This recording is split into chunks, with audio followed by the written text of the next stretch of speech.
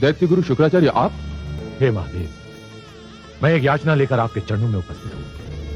हे शिव शंकर, मैं भी आपके निकट खड़ा हूं। देवराज आप? मैं तो दैत्य गुरु शुक्राचार्य से पहले ही यहां आ गया था। क्षमा करें देवराज, आप मेरे निकट नहीं, मेरे पीछे खड़े थे। मेरे 3 नेत्र अवश्य हैं, किंतु तीनों नेत्र मेरे मुख पर है। एक भी नेत्र मेरे सिर के पीछे नहीं है। इसी कारण मेरी दृष्टि आप पर नहीं पड़ी। नहीं तो मैं सबसे पहले आपका अभिनंदन करता, अतिथि की भांति आपका स्वागत करता। मैं अतिथि बनकर नहीं, याचक बनकर यहां आया हूं। याचक तो विनम्रता की मूर्ति होता है देवराज, परंतु मैं विवश हूं।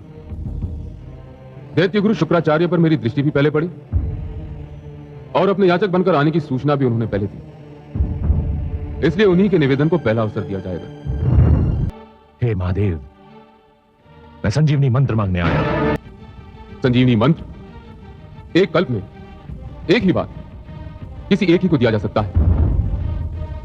यह महाशक्तिशाली मंत्र है, इसलिए मुझे आप दोनों में से किसी एक ही को चुनना पड़ेगा। तब तो फिर भोले शंकर, निर्णय हो गया।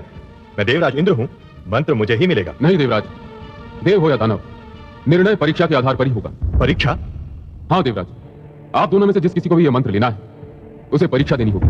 मैं किसी भी परीक्षा के लिए प्रस्तुत हूं महादेव। और आप देवराज? मैं परीक्षा के विषय में जानकारी चाहूंगा शिव शंकर। परीक्षा परीक्षक की इच्छा पर निर्भर करती है देवराज, परीक्षा देने वाले की इच्छा पर नहीं।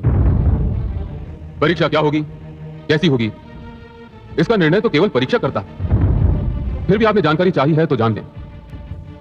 मैं संजीवनी मंत्र उसी को दूंगा जो 1 वर्ष तक धरती के 365 दिन वृक्ष से उल्टा लटक कर, जल और अन्न त्याग कर, केवल जलती हुई पत्तियों का धुआं पीता रहे पूरे 1 वर्ष।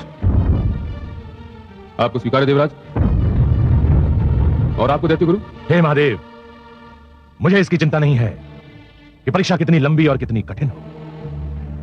मेरी रुचि केवल इसमें है कि परीक्षा कब आरंभ करनी है। आप केवल मुझे यह बताने की कृपा करें कि अनुष्ठान किस क्षण और किस समय आरंभ करना होगा। यह जान लीजिए दैत्य गुरु शुक्राचार्य, इस अनुष्ठान में आपके प्राण भी जा सकते हैं। मैं आचार्य हूं भोलेनाथ, और जो आचार्य अपने आचरण का पालन नहीं करता उसे आचार्य बनने का कोई अधिकार नहीं।